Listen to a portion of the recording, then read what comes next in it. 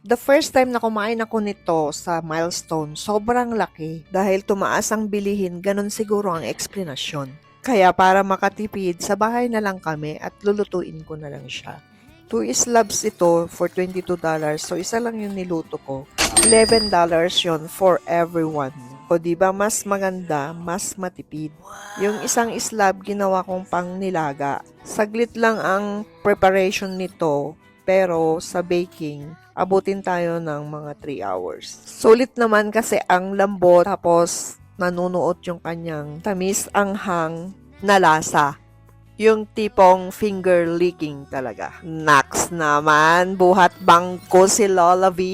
Yan, finishing touches na tayo. Nilagay lang natin siya for roasting. Slicein natin for serving pieces. At ayan, ready nang kumain ang mga dons. Bye-bye!